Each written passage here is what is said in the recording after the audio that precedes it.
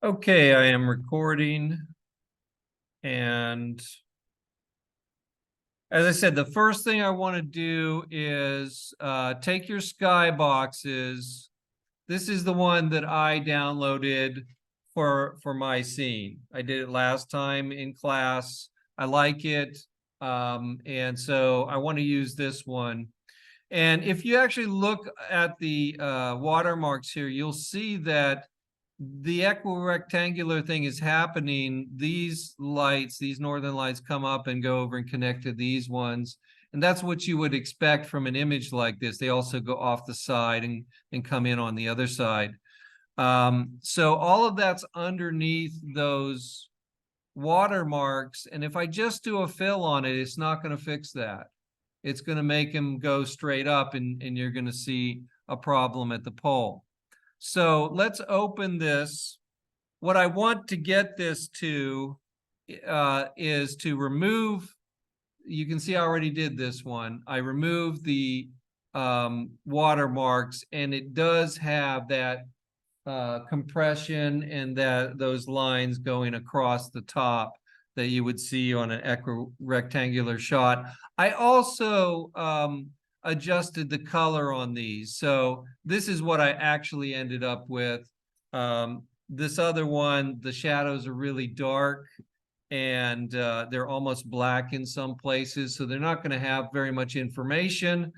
And since this is going to be used for lighting, I wanted a little bit more intense color and bring out some of the blues in those shadows. And so this is what I'm actually using on my background. And you can see that you can actually see what's in the shadows on this one, and the colors are brighter. So that one I did color correction for in Photoshop. So if I open up, if I right click this one and do an open with Adobe Photoshop, I'm actually not using the latest version of Photoshop, and probably I should be, but I think you should have the same tools in Photoshop. I'm going to go ahead and go to View Fit on Screen so that I can see it pretty well. I'll just adjust my sides here a little bit. And I want to make sure that I can select my entire watermark. I am going to do a fill for that to begin with, but it's not a fill that's going to fix everything. It's just going to get rid of the watermark itself. So I'm going to drag over that whole thing. I'm going to go a little bit into the image because it's going to pull information from the image. I want to sort of get a good blend there. And so go a little bit into the image, and then you're going to go up and do an edit. And you're probably going to want to use content aware fill, which shows me where it's drawing from, which is the green area over here, and I can see what it looks like on the right-hand side. Now, this is the most important one because, as I said, the bottom one's going to be under the ground, so I'm not going to see it no matter what. But it might be good to remove that because it does contribute to my lighting, and I may not want all that white and green down there, the weird color green that's down there.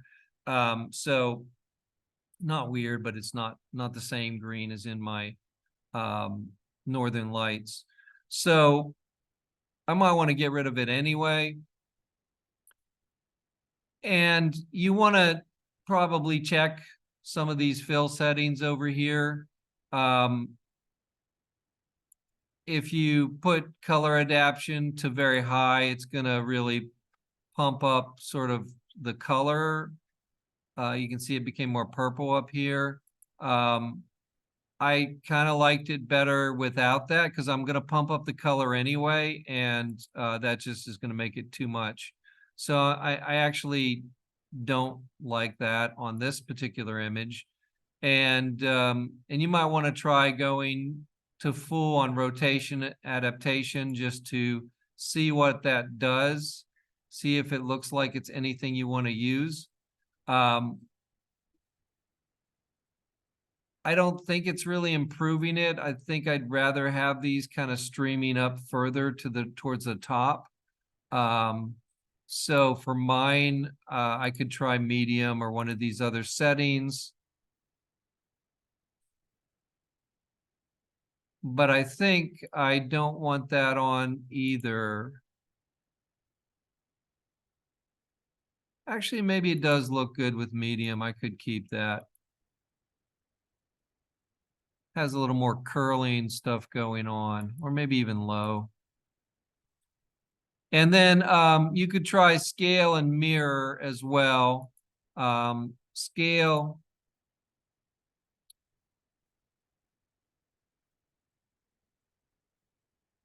Allow content resizing for a better match. Good for filling content with repeating patterns. Not really what I'm doing here, so I don't think that's really going to be helpful to me. And mirror, allow horizontal flip of the content for a better match. I don't know whether that would look good or not with this one. It kind of makes mine go more straight upwards. And I do like that it continues some of that. So actually, I think I would use that. I'll go ahead and say okay to that. And then I'll go to the bottom and drag a box over that as well. Just for the heck of it, I'm just going to get rid of it and do an edit content aware fill as well there. And I can see what it looks like. It looks good to me. I don't think I really need to go through all the settings. I'm going to just leave it like that.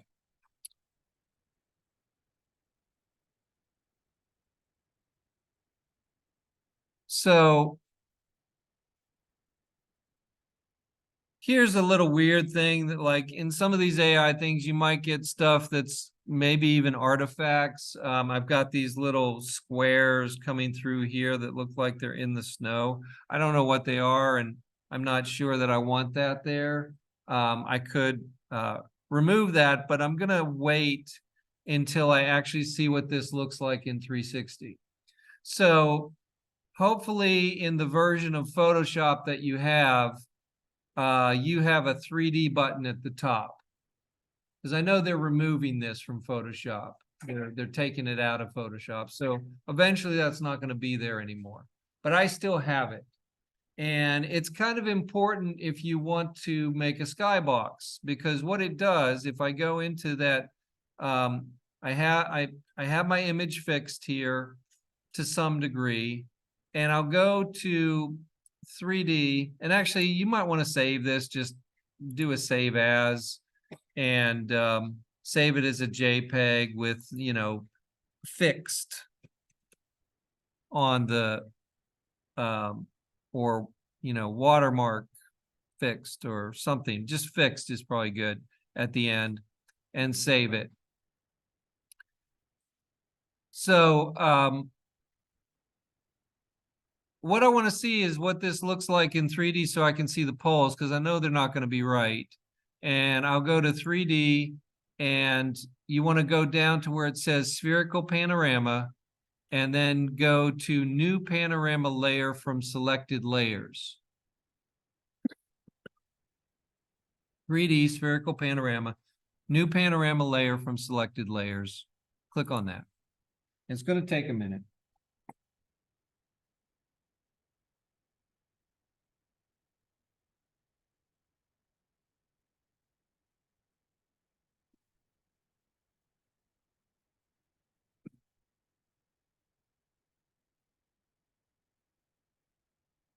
Now, eventually, you're going to see your cursor change to this sort of what looks like Saturn or something. It's like a sphere with an arrow around it.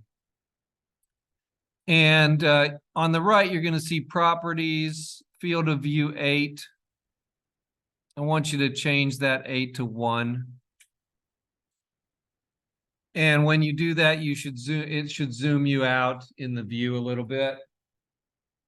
And we're in a 360 view right now. So if I take this weird looking cursor and I start moving it one way or the other, you're going to see I can pan around and see what the 360 view looks like.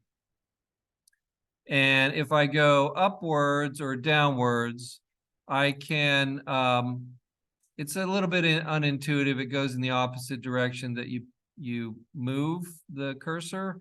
So I'm pushing with my left mouse button going upwards, and it's going up. I can see what my top pole looks like. So my top pole, that's where it's not going to look right in the game.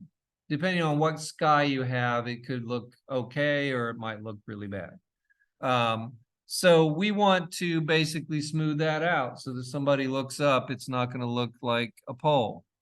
And the easiest way to do that is to just switch to your lasso tool on the left and drag sort of an organic circle around that area. Try to sort of make it flow around in such a way, excuse me, that you get a sort of, you don't want it to be too obvious. Like the more organic shape it is, it's not perfect circle, the better it's good. I mean, it's probably going to be better. And then I usually go to select and mask and just, I have on my left under view, I have my overlay set to red, red overlay, so I can see it really well. And then I just pull up the smoothness a little bit and pull up the feathering a little bit. Not a whole lot, just a quarter of the way or something. And that'll just soften that edge of that selection mask so that it's not going to be like a hard edge there. And I'll hit OK with that. And then I'm going to go to Edit menu again. But you'll notice that Content Aware Fill is not available. The regular fill is available, so go into there. And Content Aware is the first default thing that comes up in that. So it doesn't have as many options as the other one, but it will work fine for our purposes. Just say OK, and it will do the fill for you. And, you know, if it doesn't look great, you could try selecting again and doing another fill. But I think that if it looks okay, if it gets rid of some of it, go ahead and turn your selection, deselect off, and go into your clone stamp tool, and which looks like a stamp, and just go in and set your brush size, whatever is going to look good for this section. Make it a lower opacity so that you can sort of feather it a little bit. And then hold the Alt key down to grab something like this. Like in my case, you might have clouds or something. I have these green things that I'd like to carry across here. So I'm just going to push them out like that. And maybe I'll do this one a little bit over this way, just carry that a little bit like it continues. You know, it's weird, sort of science fiction-y thing. Who knows if this would actually ever occur? Doesn't matter. And you can just sort of manually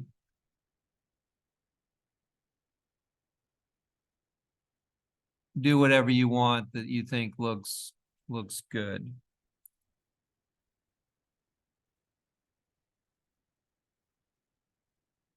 So now if someone looks up, they're not going to see a pole there. They're going to just see some kind of weather pattern of how northern lights are going, and I don't know anything about northern lights, so maybe they would go like this. But it doesn't look weird. It doesn't look like a pole. And when you're done, just go back to the move tool, which goes to that weird looking move tool, and just, go back down to the horizon line, or go do the pole on the other side. So, here's another one, which it doesn't look terrible. And it's going to be under the ground. I don't really have to fix it, but I could fix it. I could just go through, and if I want to get rid of that little weird thing that was there, I can. And I can smooth and feather my selection again, and just do an edit fill.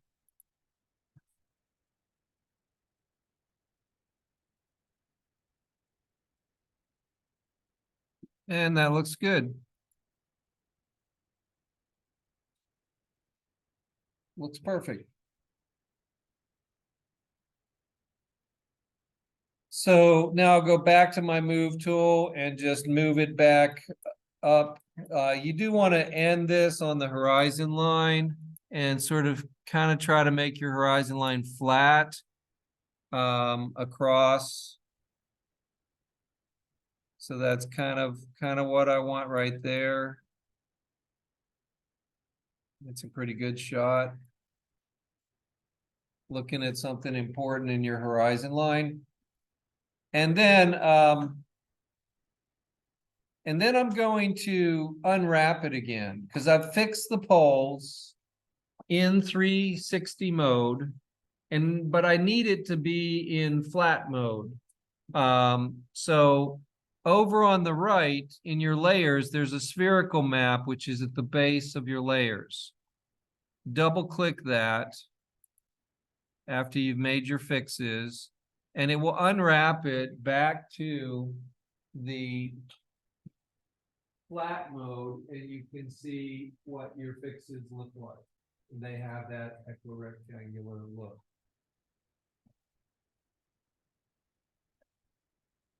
And then here's where I would color correct it. So I probably would like to get, like I said, bring the shadows so that they're not completely black over here. And I would do that by doing image adjustments and going into the shadows and highlights area. So shadows and highlights is going to automatically bring up all my shadows, and I can decide how much I want to go with that. I might pull that back just a little bit, and I might pull the highlights up just a little bit too, just a tad. I can bring the tone down to sort of bring it back a little bit closer to what the original was. And I can turn the preview on and off to see what the original looks like and what my new one looks like. And I can see that I'm seeing a lot more information on the landscape in the shadows. And that I think you would want to have. You can bring the mid-tone up a little bit if it looks like it's too washed out. But I'm gonna fix some of this color anyway. So it is automatically putting +20 into the color. So that's pulling some of the color out. I'll say okay to that.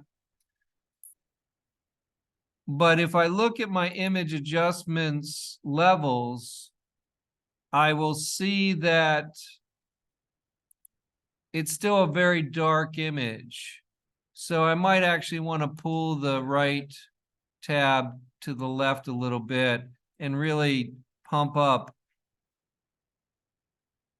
those colors a little bit. And I mean, it's pumping up the lightness, but it's also having the effect of increasing a little bit on the contrast, but I still see the information that I brought out in my shadows. It's still not black there. so I'm not losing what I did. So you might want to adjust your levels there a little bit. And then I would usually go to an adjustment, image adjustments, and do a vibrance and pull the vibrance up maybe to about 30. That's really popping my colors out a little bit. You got to be careful. You don't want to pull saturation up there too much. It might make it too saturated, but you could maybe pull in a little bit of saturation on that as well. And then I get this very colorful image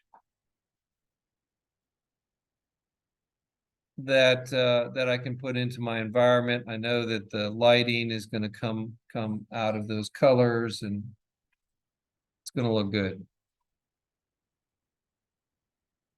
So if I say okay to that, I can file, save as.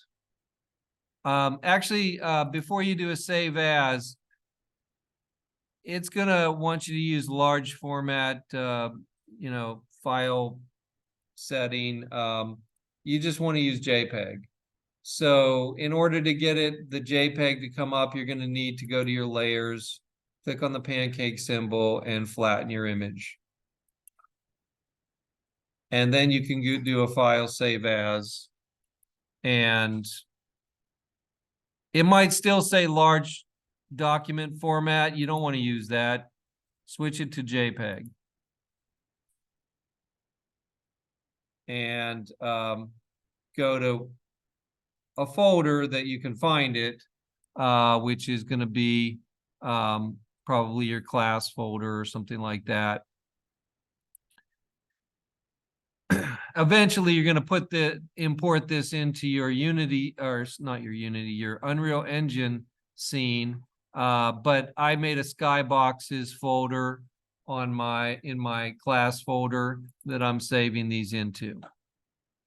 And you'll notice that the whole name is gone. Now it just says layer 1. You could grab the original name back if you wanted to. The only advantage of that, I guess, is that you can see where it came from, like realistic equirectangular JPEG Arctic Tundra alien ship, and there's a number there. So if you are working with a bunch of these and you need to find where the original one was or something, then you would know which one it was if you have the name there. And if I was doing this, I'd probably put color fix or something like that on it to tell me that I've fixed the color on it. Okay, so I'll go ahead and save this here. I'll just put class on it so I know that it's from the class demo and not from something else. And for these, you don't need to compress them. Just do the highest amount of quality, maximum quality, because these are big. They're going around your entire scene. So you want good quality back there. You don't want to see any sort of artifacts from JPEG compression. And then I would go ahead and we can't use it as it is unless we change it a little bit by making it into an HDR image. So it's not an HDR image right now. It's a JPEG. And you can see that this one's a little bit brighter than the one that I did previously. It actually has a different look on the bottom and top. So I could use either one of those there. But to make this into an HDR image, I'm gonna go to something called Convertio. So go to the internet and type in Convertio JPEG to HDR. is what I want. Convertio JPEG to HDR. If you put JPEG to HDR, then it'll take you right to the page that you want instead of having to search for it inside of Convertio. Convertio is a online free conversion site. I got it from a legitimate source, so I feel confident it's safe to use. And I'm going to go ahead and do the JPEG to HDR. HDR means high dynamic range image. Sometimes it's called HDRI, and that has in it information. Normally it's an HDR is like something that you take images from several different f-stops and you put them together into a single high dynamic range image. This is kind of faking that, but it's going to make it so that it will recognize it inside of Unreal Engine as a cube map, and it will have more information in it, even though it's not several image converted to one. It'll be able to be used as a light. And so I'm going to choose my file, one I just made, and I'm going to open it here, hit convert, wait for it to do its thing, and then you can download it again when it's done. It's usually pretty fast. And it did change the megabytes. If I download this,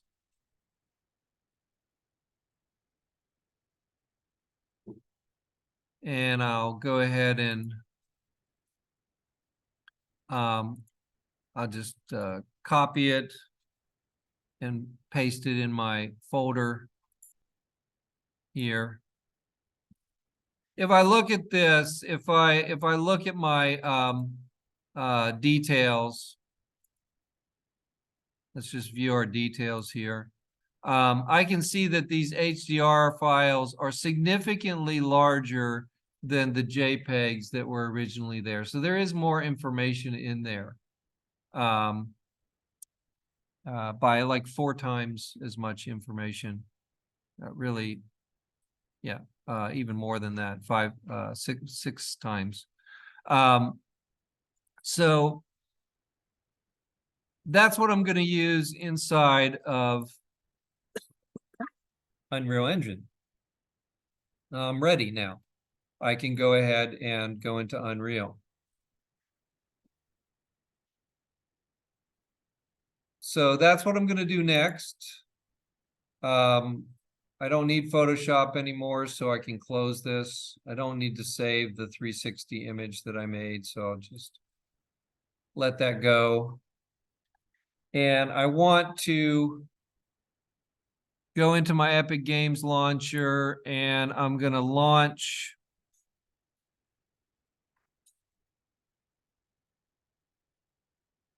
a file. Now you can launch the file that we did last time, which has the MetaHuman in it. I'm going to launch this one to show you what this is going to look like, and then I'll create a new level to build it from scratch. So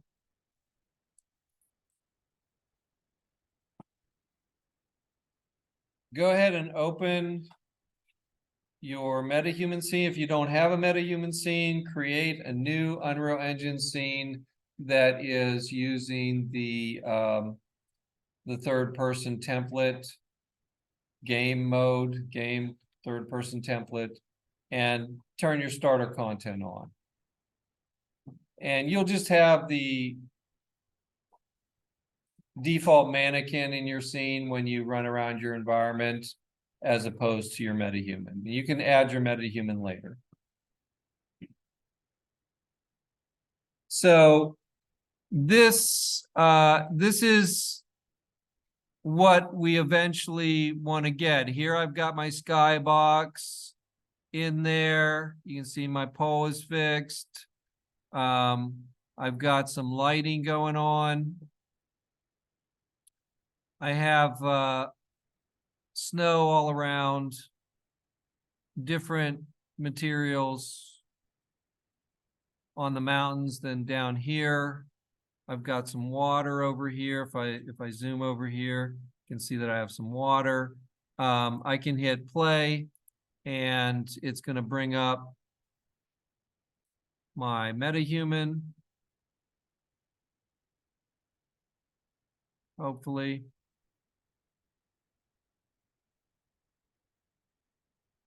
There he is. So I did change the colors of my metahuman's clothes. I knew he was going to be in the Arctic. I wanted to give him something that looked like some kind of high-tech thing to keep him warm. And I gave him a little decal that, you know, has a bunch of moons on it. So anyway, he can run down here, check out the water, run back. A couple of big icebergs there. Can jump up on the different snow mounds here. Can jump over these dead trees or these cut off trees. You can go over here and see what this looks like. So we've got an environment here of a snowy landscape, which was my what I wanted for my scene. That's what my skybox looks like. And you can see that I have some 3D objects here coming out of the landscape that kind of are supposed to look a little bit like the ones in the background skybox, kind of sharp, pointy ones. And so, okay, that's what we want eventually. So to start off, you're going to be inside of your basic template scene. So what I want you to do is create a new level that's going to be a blank level. So I'm going to do that now in here in this project. I'll go ahead and go to File. And I want to do New Level. And I'm going to choose the basic one. Not the open world one, not the empty ones, the basic one. Make sure you use the basic one. And go ahead and hit create.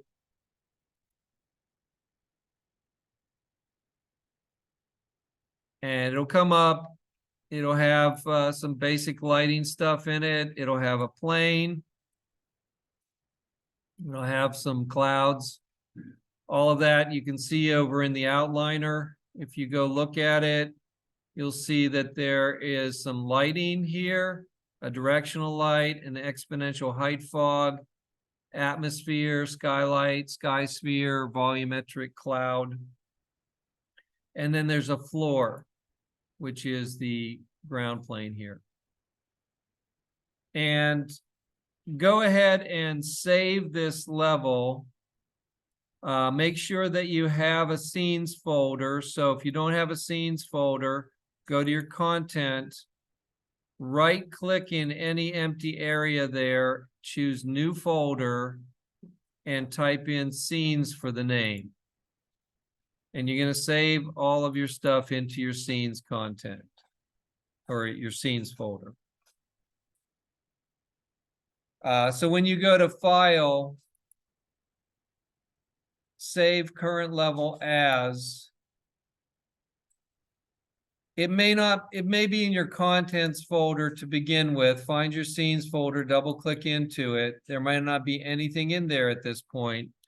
And just type in a name. And let's call this, I'm going to call it landscape. Since this is class demo, I'm going to put underscore class demo 1.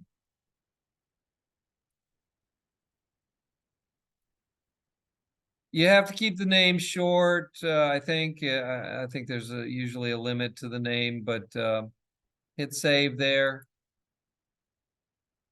And now you'll be saving into that file. Now, when you open this project, it goes to a default level. And so if you want this new one that you're making, landscape class demo 1 for me, to open, you want to go to your project settings. So go to your edit project settings at the top, or if you already have project settings open on a tab, click on it. And if you don't have it in your tabs, you might want to drag the name of it onto your tab next to your landscape class demo 1. And go and find maps and modes and change the editor startup map under default maps, editor startup map. Change that to be the one you're currently working on. So click on the little drop down. You could type in a little bit of the name if you want to. It might open close to the name anyway. But I want the class demo 1, landscape class demo 1. You don't have to save it. There's nowhere to save it. Just do that. Go back over to your other tab that has your main window in it and do a file save all. Okay, so now it's going to open into this new one that we're working in. And I want to, if you have your MetaHuman already in here, you'll notice on the right under the outliner that there is no player start. So let's put that in there to begin with. Go to your little plus button above the 3D window, click on it, go to all classes, type in player, and when player start comes up, go over and select it so that you get a player start in your scene. And it might say bad size on there, but if it's down in the floor, you have to click on the little arrow and bring it up above the floor if you want that to go away. Otherwise, your player will start in the floor. Now, if you want, I also like to create a cube to show me where the center of my world is. So if I go to that same plus button and go to shapes, I can create a cube. And it's just going to be a little cube, a little white cube.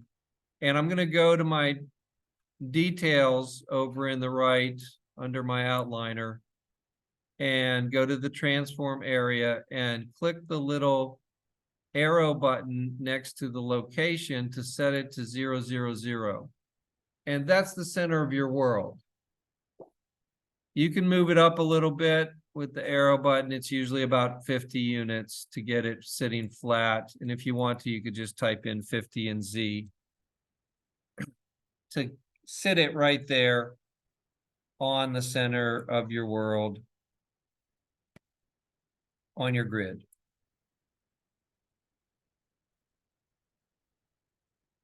So we can use our wheel to zoom out a little bit, or you can hold the right mouse button and use your S, WSD. I'm going to use S to zoom out a little bit. And I can see where the center of my world is, and I can see where my player is. I probably want to just move that player a little bit. Let's just move it back here. I don't know, somewhere closer to where I am. If I hit play, I can see that my MetaHuman's kind of facing my cube. And it should still work. And if you don't have a metahuman, it's fine if it's just the mannequin, doesn't matter. So we'll hit escape again. And again, I hit play and then escape to get me back to the view that I had a second ago.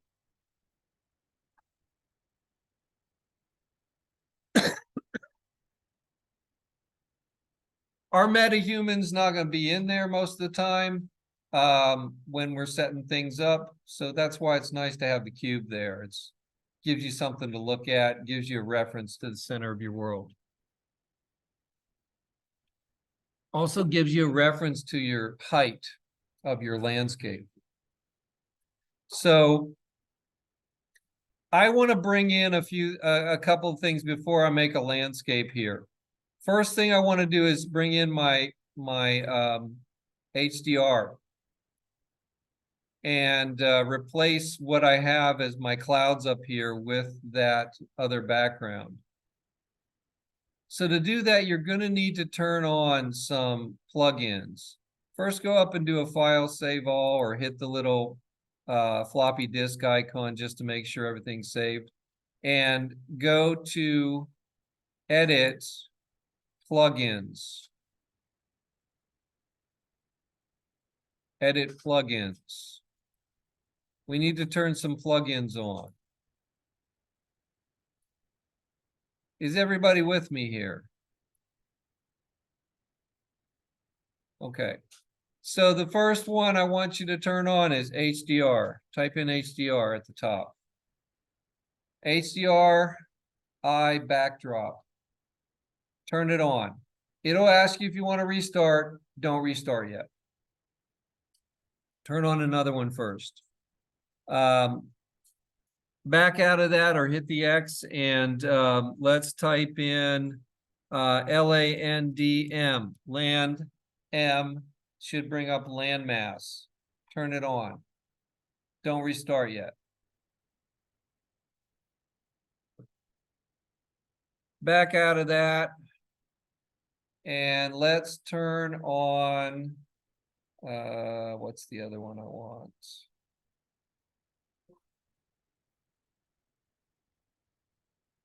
Water. Type in water. Turn on water experimental. Say yes when it tells you that it's experimental.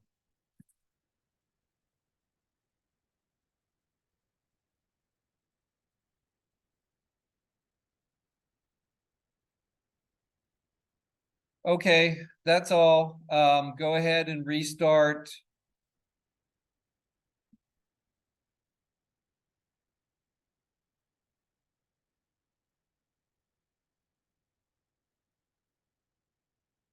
HDR, landmass, water. Those are the three we're using right now.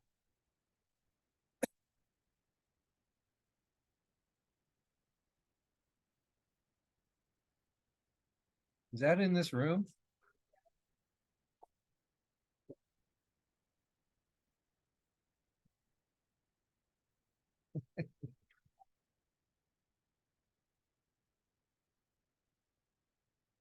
Okay, so once those are all on and your things come back, I assume it's happened since the computer stopped revving up.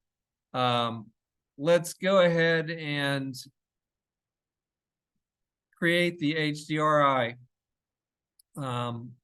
object in the scene. So go to your plus button above your 3D view and go to all classes, type in HDRI, choose HDRI backdrop.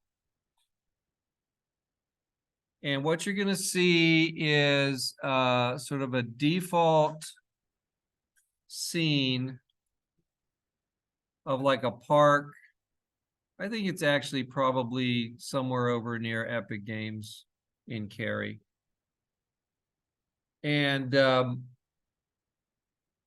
you're going to notice that you have in your outliner an HDRI backdrop, and you have details that you want to look at over below that. So the first thing is, go ahead and click the arrow button next to the location channels and set it back to 000. And you actually won't see your ground plane anymore. You'll see the bottom of this HDRI backdrop. So what it is it's a half sphere. So it's a sphere on the top part, and then it kind of curves over and flattens out at the bottom part. So it kind of will look like you have a scene here that you could walk around in. And I actually haven't done this, but let's see what happens. Yeah, we can walk around and run around this field here.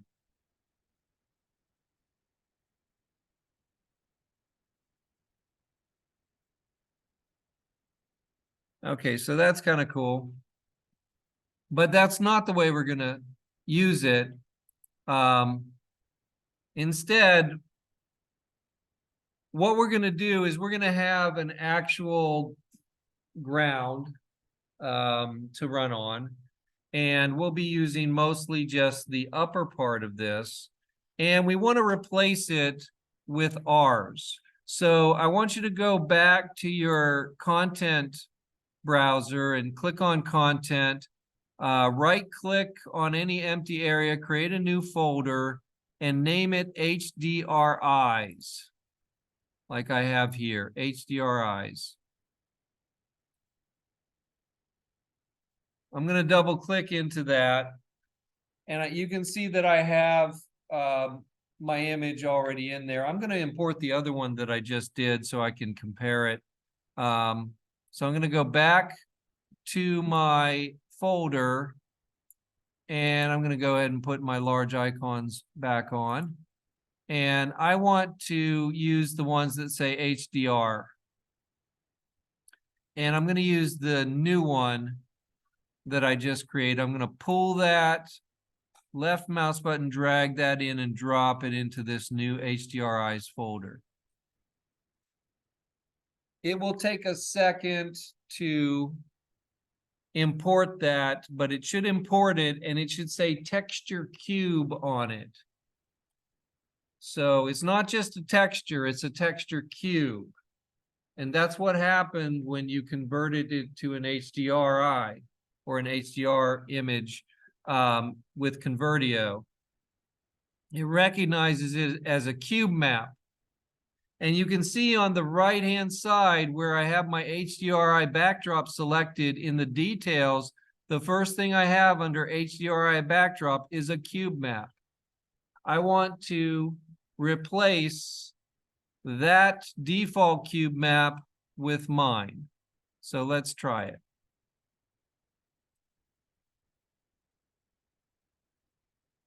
Okay, so now I get to see actually what my background looks like.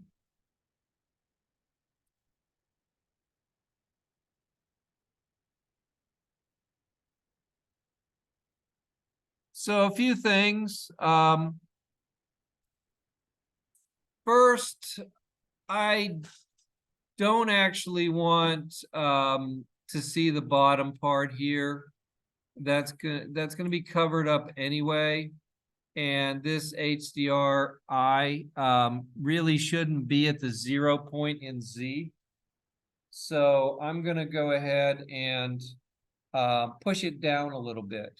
So in the transform of this HDRI backdrop, I'm gonna click there where it says the 000, the third column, which is a Z, which is up and down.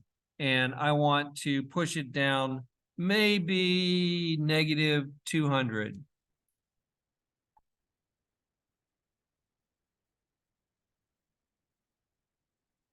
Now I could go 100, but I know that when I put the landscape in there and I start sculpting it, sometimes I might push it below the skybox. So I'm going to move it down 200 units, which really actually isn't very much.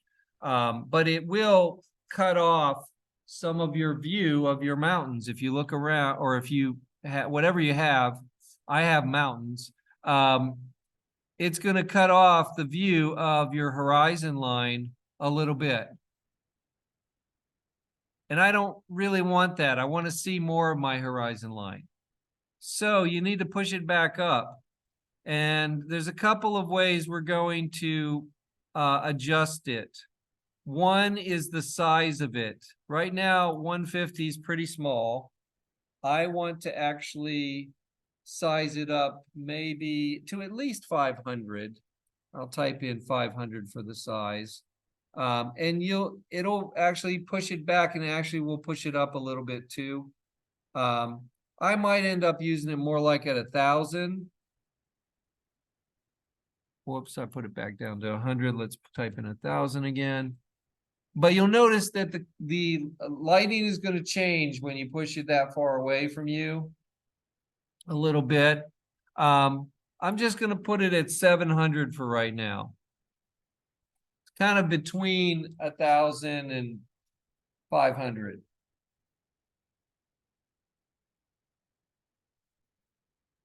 That should be pretty much beyond the edge of your island. If it turns out that it's not beyond the edge of your island, you can make it bigger. Just do a file save all. And then what I want to do is move it up a little bit more. So that's going to be my projection center. It's currently at 170 in Z. I'm going to move it up a little bit. Let's put it at 300 and try that out. You see it moved up a little bit. Let's try 500. Okay, it moved up a little bit more. Let's try 1,000.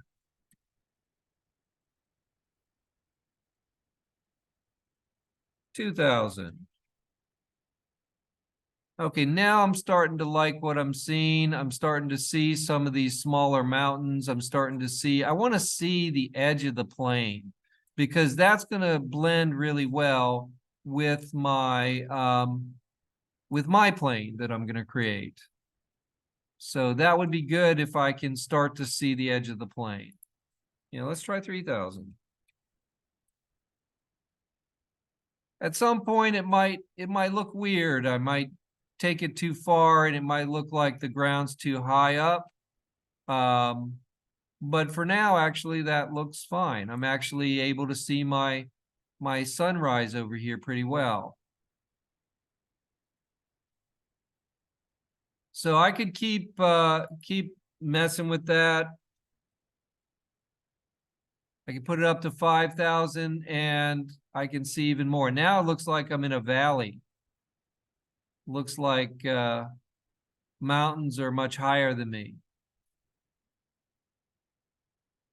So maybe I'll leave it there for now. That's fine. I might push it back down, but that's up to me.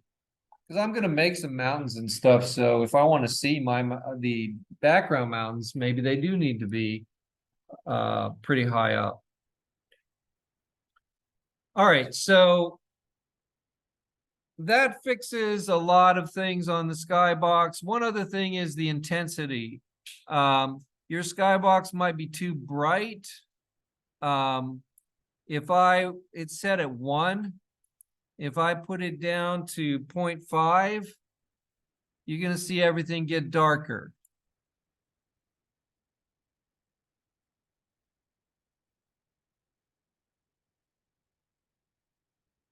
So it kind of depends on what kind of scene you're doing. I can put it up to 2, but it's probably going to get way too bright. Mine's not a day scene, and I don't really want it to go to 2. So let's try for now just 0.7. Maybe I'll put it on because I have an almost night scene, so it's close to night. I wouldn't want it to be super bright. And the other thing is the lighting. Now that I have my skybox in here, I can actually see where the sun is. And if I look at my, I'm just gonna hold the W key and zoom over here a little bit. If I look towards that sun, I can see that my shadow is not at all right. It should be coming towards me right now. So if I want this lighting to be better, I would go up in my outliner, find my directional light, which is right there, sort of in the center of my world, but up a little bit. Switch to maybe, it's currently, I have it on the local axis. I'm gonna click on this button right here, which switches between local and global. And I'm gonna put it back on the global axis, which looks like a sphere. And I'm gonna hit the E key to rotate. I don't ever have to move this light unless I want to, unless it's kind of in the way or something, but moving it, a directional light doesn't do anything. Rotating is the only thing that a directional light does. And so I'm going to rotate this towards me. And you notice that I have my snaps off. I don't like my snaps. I usually don't put them on. If they're on, it's going to snap as you rotate it. I don't want to do that. I like a nice smooth rotation, so I got those turned off. So I'm rotating around until the shadow seems to be in the direction my sun is going. And then I need to go in, I'll switch back from the global to the local axis, and I'll rotate the Z-axis so that I elongate out that shadow. Because that's what it would be like if we were actually this time of day. It's going to look like that.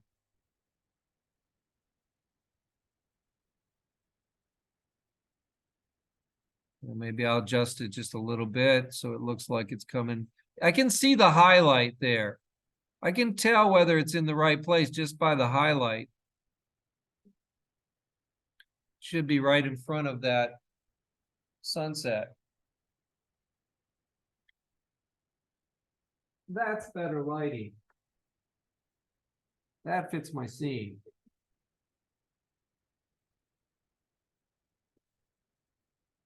I chose this, and I mean, I like this background because it has that lighting. Because, you know, you get a little bit nicer, more dramatic lighting when the sun's kind of not straight above your head, when it's down a little bit. I'm going to get more interesting shadows. That's going to bring out my landscape more, all of that stuff.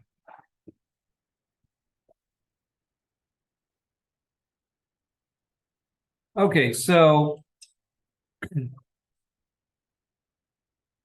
all that's good. Go ahead and hit your floppy disk to save it.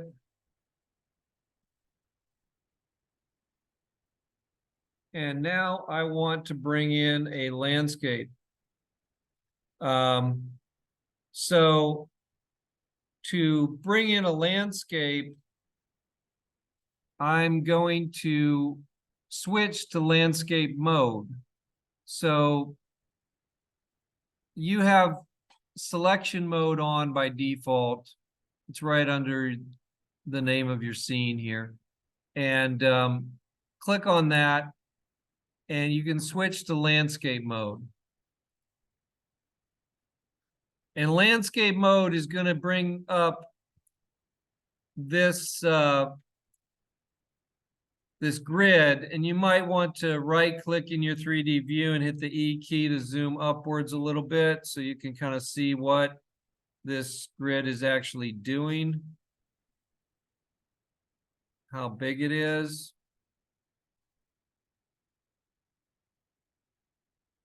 So what this grid has by default, this is, I'm in the Manage tab inside of the Landscape Editor, and I've got New turned on. it's actually got a material plugged in. You will not have that. It'll just say none. I'll go ahead and clear mine. And down below that, you're going to have the default settings, which is probably 63 by 63 quads for your section size. So what you can see here in my view is a series of quadrants, square quadrants. And there's 1, 2, 3, 4, 5, 6, 7, 8 across and 8 tall. It's a big square. So it's 8 by 8, and you can see that's the number of components down here. There are 63 little squares inside of each of those quads. And those are 1 by 1 section. If I were to switch that to 2 by 2, which is actually probably what yours is on, it will make it even bigger. All right, so that's actually there's 263 sections within one quad going each direction. So it's 2 times 63 within each section, whatever that is, 126 or something like that. So I don't need that big. I'm going to do 1 by 1 because I'm not going to make that big of an island. You have to think you're making a game here. It's not like Fortnite where you just choose an island and you can just put stuff on it. You're going to have a blank thing that you're going to have to paint and add things to it. You're not going to have the amount of choices that you had in Fortnite with like finished buildings and stuff. You're going to have to make a building from scratch unless you find one that you can import in. So you probably don't want to make a gigantic world. It's probably just going to be too much to try and do that. So it would probably be better to think of, okay, well, how can I make something that's more contained, that I can keep within a scale that I can finish and make it interesting so that you know, you make the shape of your island, you make whether there's going to be multiple islands or whether there's just going to be one big island, all of that. So I would say, you know, keep it to 1 by 1 sections with 63 by 63 quads. And I can see that that's kind of reaching just the edge of my sky dome here. It's just kind of intersecting it at the corners. So, and that's going to be water. So I'm not too worried about this being too big. It's going to be plenty big. And it ends up being 505 by 505 resolution. So my Skybox was like 700, I think. So it's a little bit bigger. And that's what you want. So, okay, I'm going to say, before I create, it has a choice for a material here. You can go ahead and plug that in if you have a material for your ground that you can use. And if you don't, you can go to Window, Quixel Bridge. To open up Bridge, you might have to log in if you're not automatically logged in. Looks like I'm automatically logged in. And go to your surfaces and find a material that looks like it will work with your background as sort of the main material. So you're going to need several of these. You can look through the entire surfaces, or you could go and do a search for something like, in my case, snow. I could type in snow. And I see there's a whole Arctic ice and snow area that I could go into. So maybe I would want to do that. And under that, there's going to be both 3D meshes and surfaces, which are circular, you know, it's round. So like trampled snow, there's going to be a bunch here. And I can decide what could work as my main one. I chose this Icelandic glacier as my main one. And I kind of like that one, but you know, there's a lot of possibilities that I could do here. Here's some snow-covered grass. Maybe that might be a good one. I think I'll download that one too, just for the heck of it. Yeah.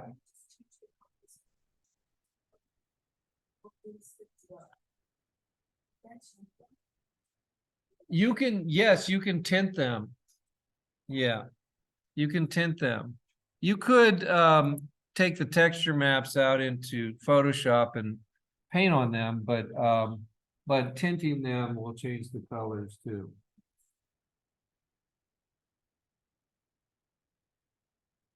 So when you download one, and make sure that you're not using the highest resolution. I just use medium resolution, looks fine. Don't go to high resolution. And once you do that, you will find it in your Megascans folder, which Unreal Engine creates for you. And it'll be under surfaces, and you can see I've got a bunch in here already. The one that I just downloaded was my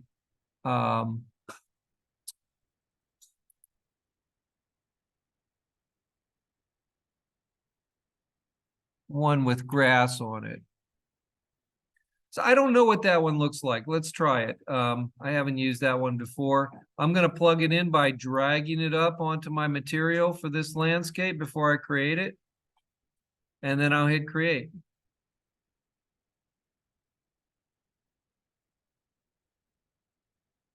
So first thing you're going to notice is that your material might not look good at all, or it might not even be noticeable because it's tiled so much. And you're kind of zoomed up way above it, so it's hard to see. So I would, for the first thing, once you put your landscape in there, and you can see that you have a landscape on the right, go ahead and let's just go out of landscape mode. Let's go back to selection mode. So everything is sort of normal in your outliner. And you're going to see that you have a landscape in your outliner. And if you look in the details of that, you're going to see that you have your material plugged in down there. And you might also want to look at your location. Now, for this one, we're not going to click the arrow for location. Yeah. It imports into a Megascans folder. And then under that is going to be a surfaces. So as soon as when you're out in Bridge and you click this plus button here, it's going to create that for you. If you don't see a Megascans folder, then go click the plus button again. Maybe it didn't take. But there will always be a Megascans in your content browser in the content folder. And inside of that, there'll be a surfaces folder, and that's where your different materials are going to show up. So first thing I'm going to look at is the location of my landscape. I'm going to notice that it's negative 250, 200, 25,200, negative 25,200. So you don't want to mess with that, because what it's doing is it's centering your landscape around the center of the world, but the actual center of the landscape is at the corner of the landscape. So it's not in the center. So it's moving it to make it so that it's centered in your world. So if you hit this arrow here and put 0, 0, 0 in here, you're going to be at the center of your world, the edge of your landscape at the center of your world, and you don't want that. You want those edges to be out. So don't mess with that. What you do want to mess with possibly is the z-axis. It's set currently at 100. And that might be okay, but I think we probably could put that down to 0. Because our ground plane was at 0. So if, and I pushed my skybox down 200, so it's underneath. So it still should be underneath, even if I set this z-axis to 0. And I'm going to go ahead and do that and push it down. That means mostly I'm going to be pushing my landscape up when I create my hills and mountains.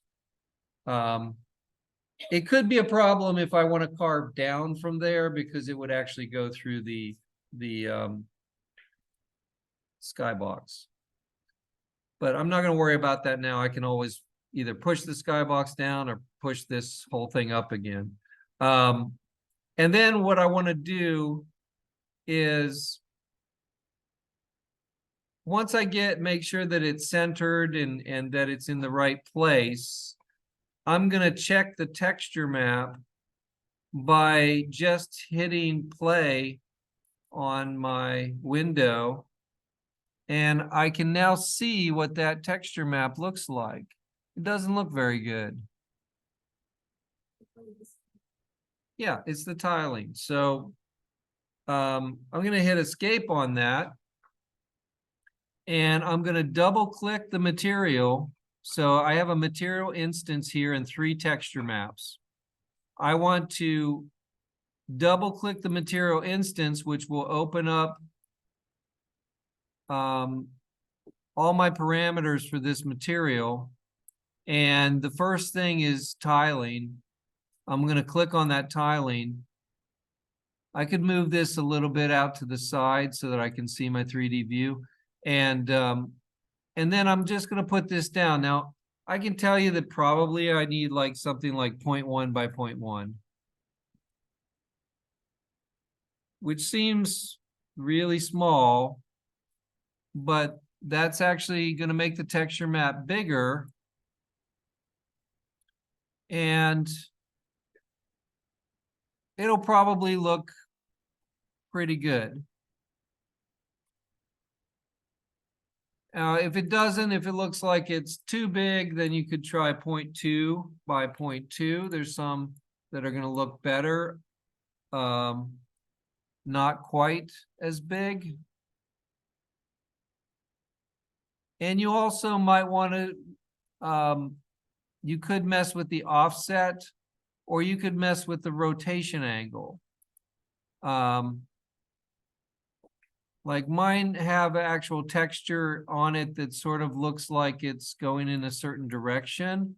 I may not want it to go in that direction. I may want it to go in the other direction. So I could change the angle here a little bit.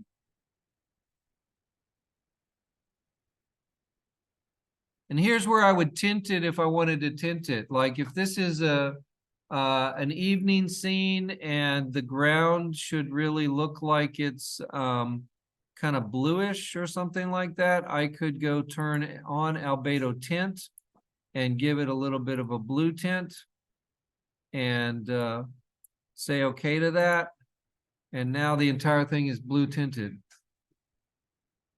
But I'm going to leave that off for now. And click the floppy disk, save it, and close it. All right, so if I hit play again, I changed that to 0.2, and I changed the direction of these sort of windswept looking things. And I think that looks a little better.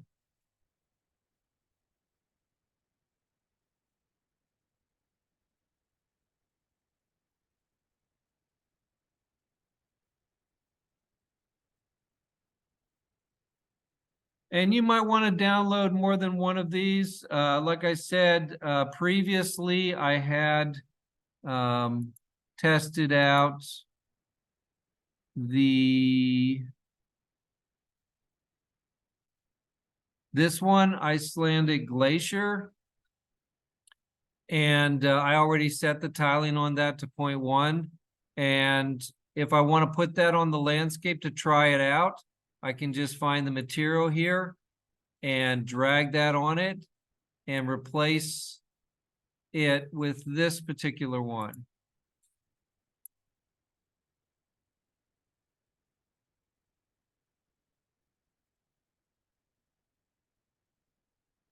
So I think both of these look good, but in different ways.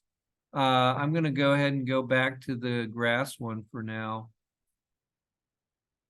Can you show again what lighting change the top here? I set the tiling and you have to open it up with the little drop down box or the little drop down arrow, and tiling X and Y is what you want to adjust. And then I set some rotation angle on here too. And I just did that eyeballing it. I didn't know what numbers to put in.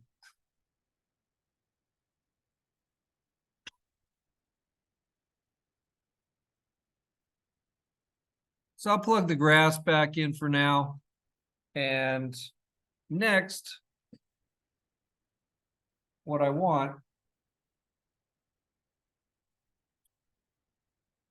because I think the ground looks fine with just the regular texture map on it, but I want to give it some, start to give it some hills and stuff.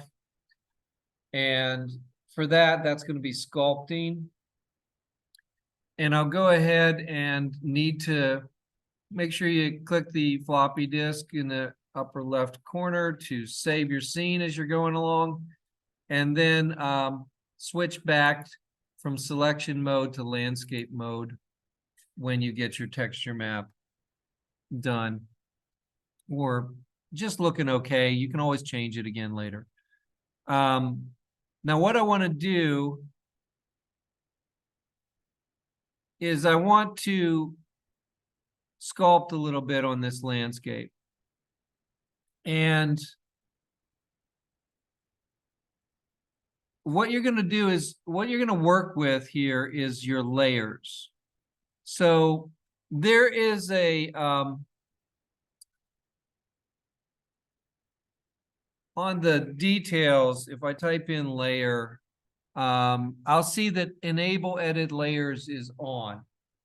And that's kind of, it used to be you had to turn that on, but now it's like on by default. So everybody's should be on. And it is kind of important because we are going to make layers. And if you don't have that on, you can't make layers. So enable edit layers is turned on this landscape. So if I look over in my sculpt area, I'm going to see that there is a base layer, and I usually double click on that name and just call it base layer, or you call it base ground or flat ground or flat base. I don't know. I name it different things. So let's call this flat base. And I'll hit enter on that. So that is my flat landscape with the texture map that I currently have on. I'm going to go ahead and right click that, and I'm going to hit create. And that will create a new layer, which I can name sculpt. And for this, actually, you know what? Control Z undo that for a couple times for a second till you get back to just one layer. Before I create a sculpt layer, I'm going to add some water. I forgot to add the water. And the water needs to be in the second layer. So that's why I undid to where I just have one layer. if you can move it, if you create it in say the third layer, you can move it down to the second layer by dragging them.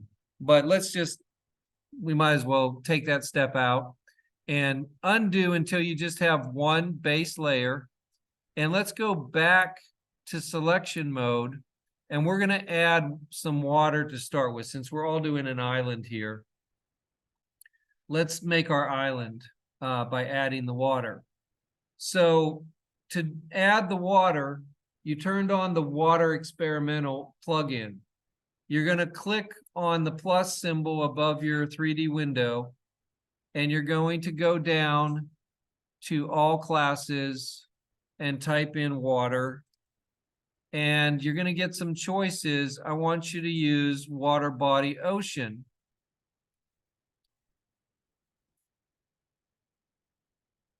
Now, the water body ocean is not going to be in the right place. It might not show up. So go to the right and reset your location by clicking the arrow, first thing. Now, you might say, I don't see any water. All right, right click, use your E key and zoom up. And if you want to, you could go to your camera symbol on the top of the window here and drag it to the right to maybe 8. And then right click and hit E again, and you'll zoom up much faster. And you'll see your water.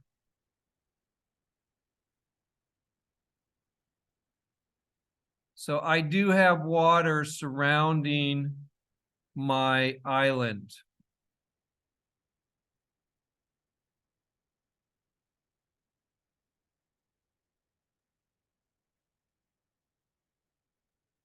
All right, that's my water body ocean. You can see it in your outliner. Incidentally, we don't need that floor anymore in your outliner. Go ahead and select it in the outliner and hit delete on your keyboard and get rid of the floor. And go ahead and go to the right and save after you do that. All right, go find your water body ocean in your outliner again and select it so that you see the little dots on the curve that's creating this water body ocean. Click on one of those dots. Hit the W key to get your move icon, your move manipulator. And I would just use the X and Y arrows on this because that keeps it flat in the plane. It doesn't go up and down. But I'm going to drag this, and you can see I can change the shape of this water. And if I hold the Alt key down when I drag one of these arrows, I will pull out a second point or another point from that point. And I can hold Alt again and pull out another one. And then I can pull it in like this. There's also some handles. They're hard to see, but if I click on one of the handles here and drag it, I can widen that handle out to make that softer right there. Same thing over here. I could select one of these handles and move it to sort of change the shape of this area over here.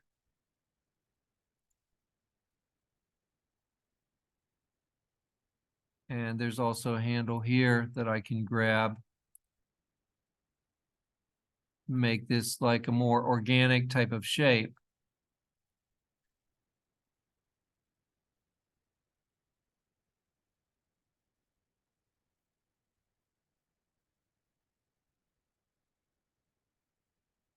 So I'm holding Alt, I'm pulling out handles. If you don't like it, if you did the wrong thing, you can just delete that point.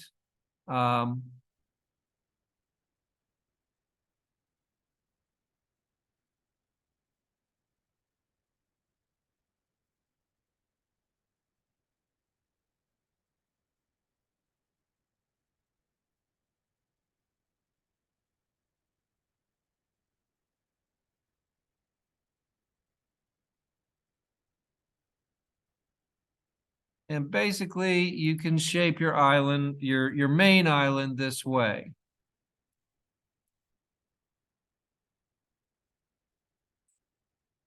Hold Alt and just move. Just move it and you'll see the point will come out of it.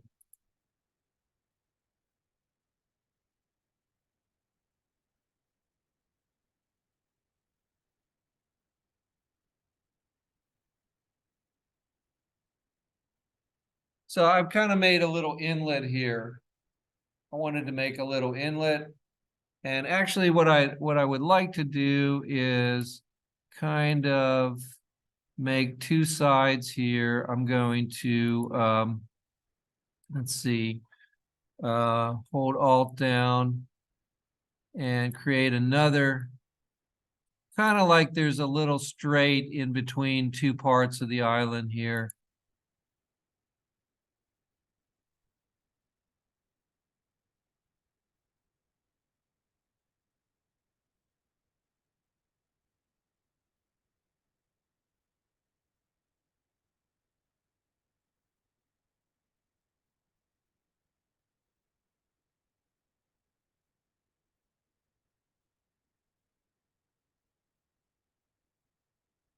Okay, so that's kind of neat.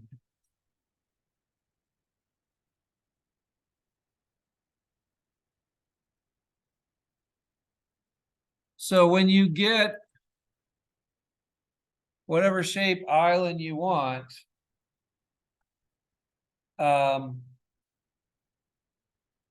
you can try playing and run around and take a look at it.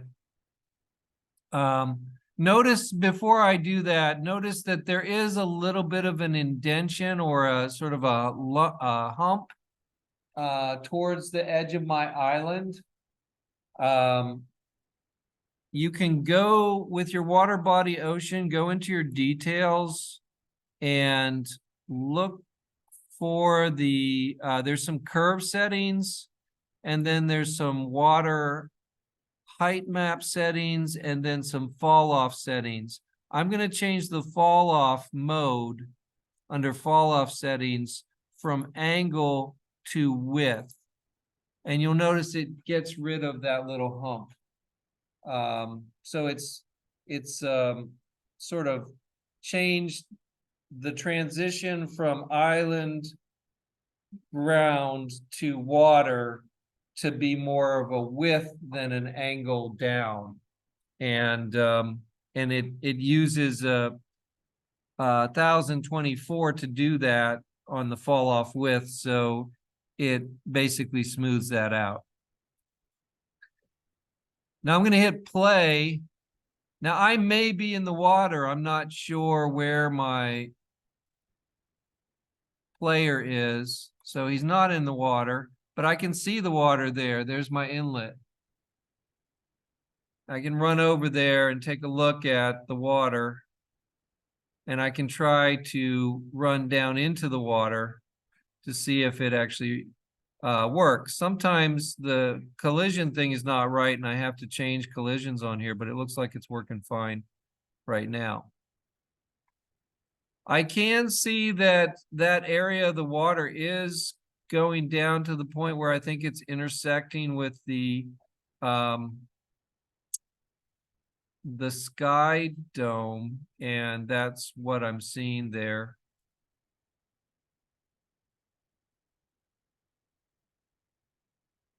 And I can run over to the other inlet to see what this looks like over here. So it's a slightly different shape, a little sharper, kind of like that.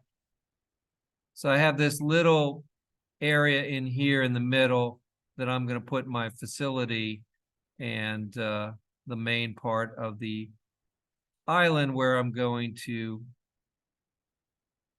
have my game play. Now, it might be nice if this is kind of where I'm sort of setting up my nicest area right here, my main area of gameplay. I might want to adjust my skybox to make it fit that a little better. So for instance, I got this water area here, but it's just going right into some rocks. And it kind of makes it look like it's just a lake or something. Maybe it's just a hole in the ice or something like that. Or maybe I want it to look more like there's more of a distance there. So it might look better if I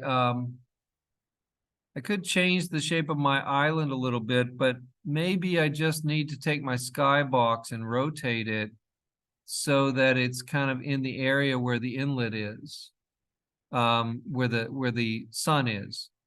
So I can go up to the skybox or find the HDRI backdrop, and I can rotate it. So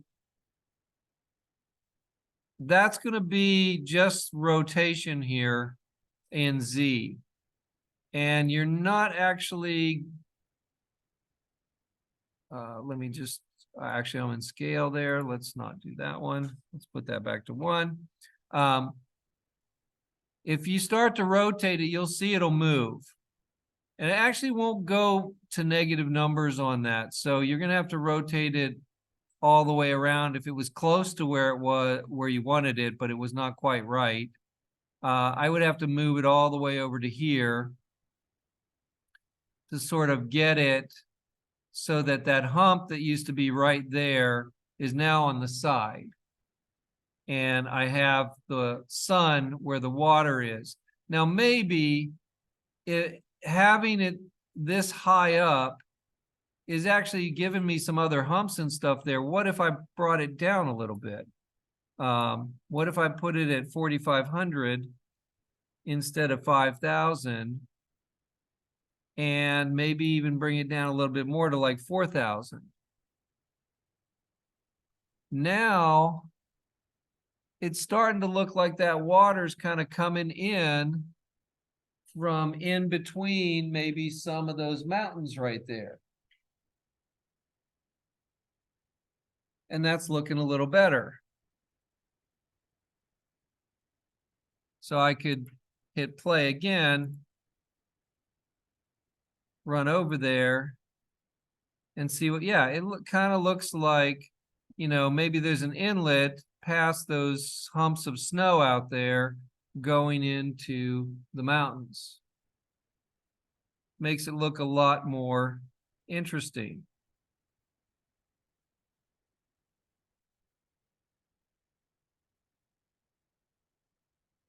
Okay, so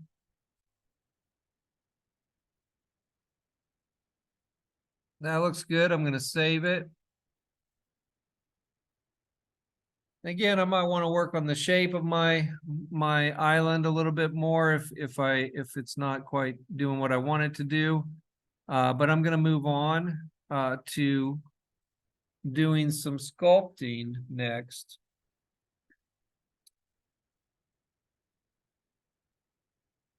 I want you to notice that my box, which is the center of my world, which I had moved 50 units up to sit on the ground plane, is now sitting down into the ground.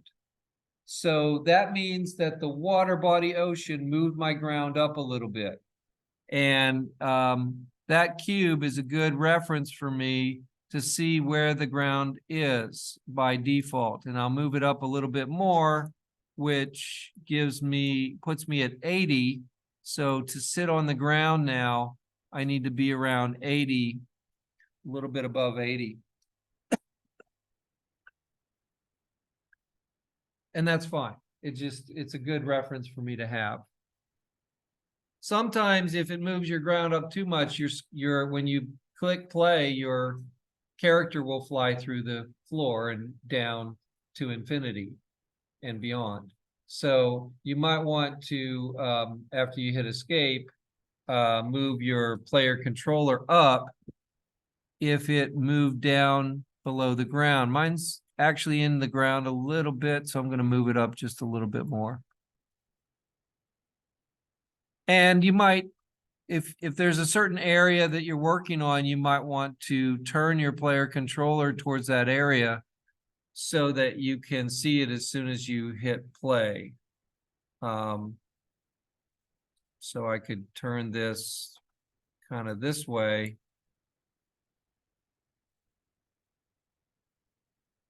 And maybe move it back a little bit, move it over. Now, when I hit play, I should be facing the sunset now. Beautiful but deadly.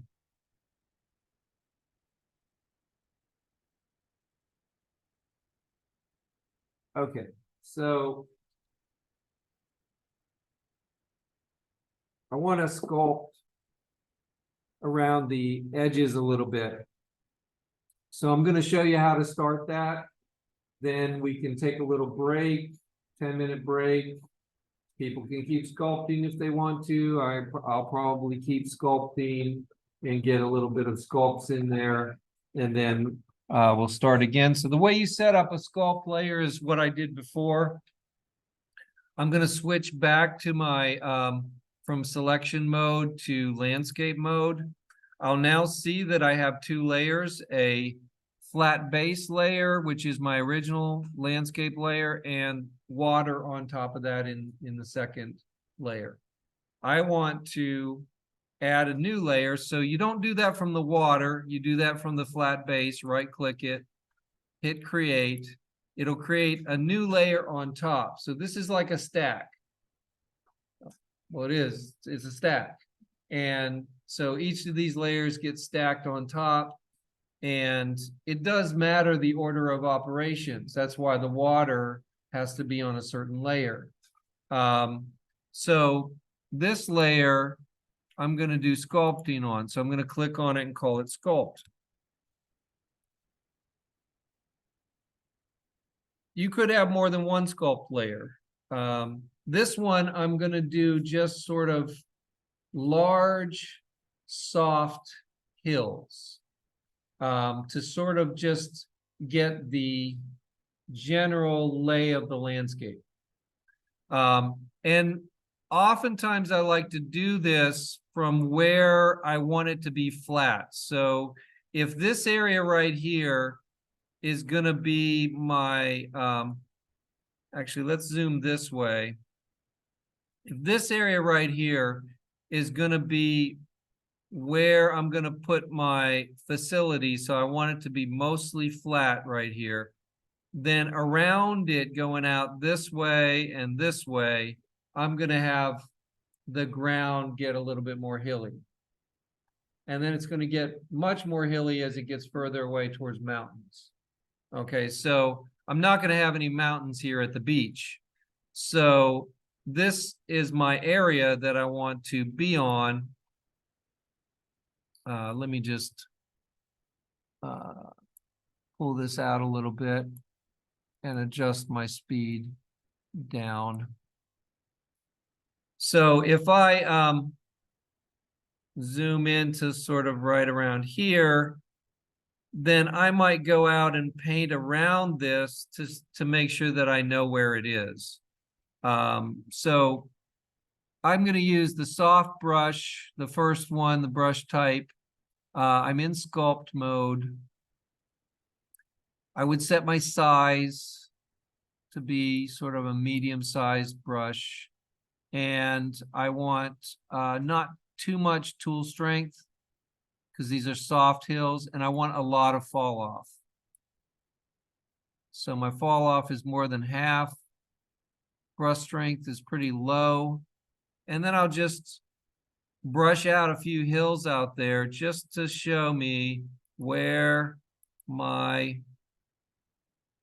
flat area is kind of going to start.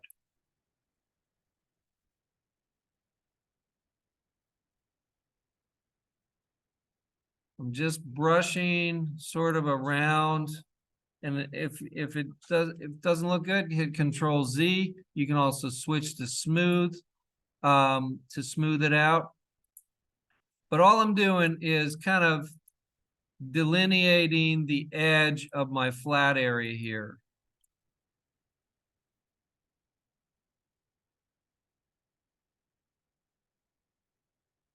Okay, and then once I do that, once I know where my flat area is, I can switch my camera speed back up again and right click and hit the E key and zoom up, and I can see where the edge of that flat area is.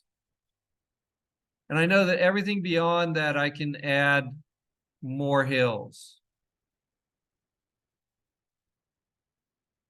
So I won't encroach on this area. I might actually want to even smooth out some of these, switch to smooth, and just smooth out the transition between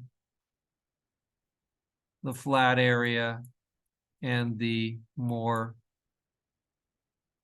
mountainous area. And then I'll switch to probably a larger brush.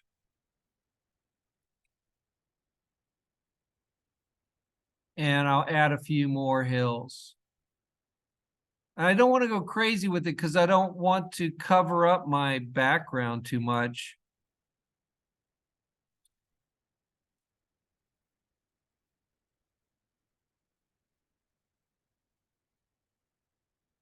So I'm gonna hit it pretty lightly.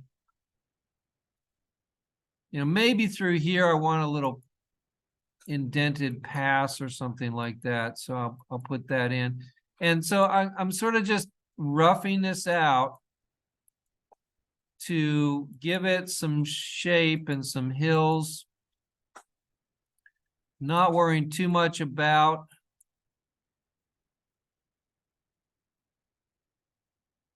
whether it's perfect or not.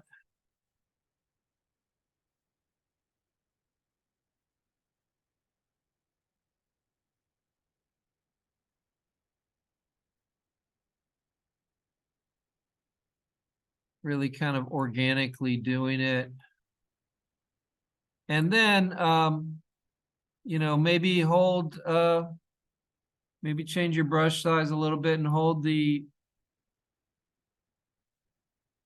shift key down and push it down in some places. You know, make little indentions and stuff. And that's going to look more.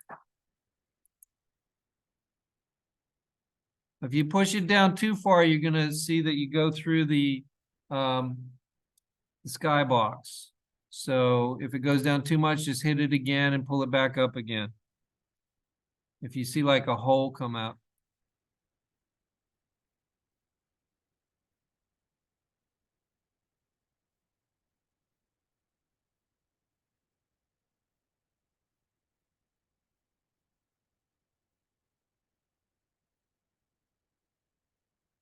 So this is me just sort of roughing it out, and then I will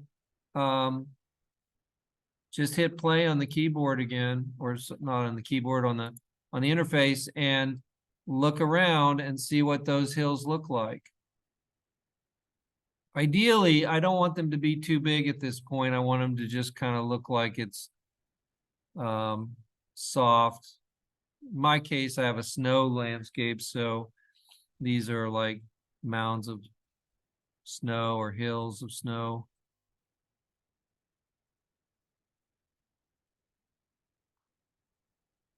Tends to look pretty good. I could add a little bit more over here, maybe. Okay, so if you want to take a break, take a break. We've been going for a couple hours. I'm just going to keep sculpting here.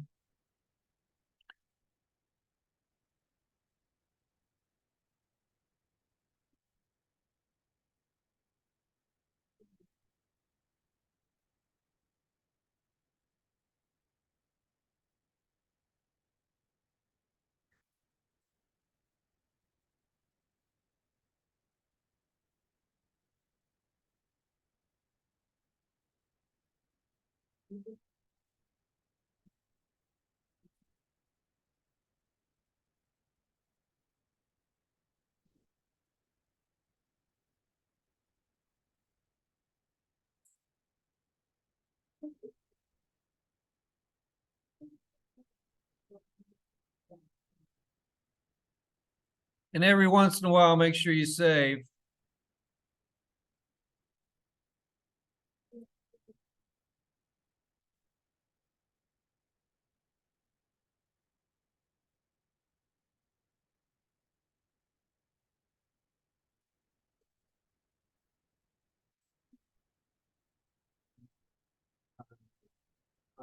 Open up your smile.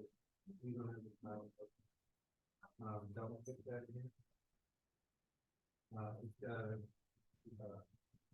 arrow. Where is it?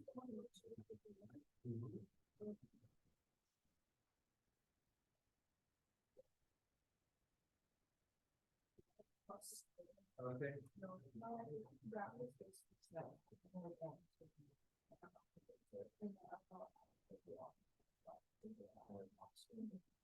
Okay, so first of all. You have water bodies, so yes, so click the arrow next to it and just reset it.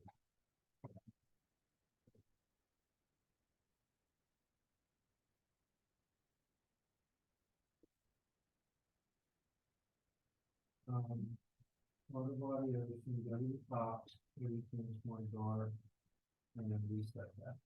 Okay. And now, let's check your sky, HDR Skybox, like that first. Okay, so let's just see, we got 0, 0.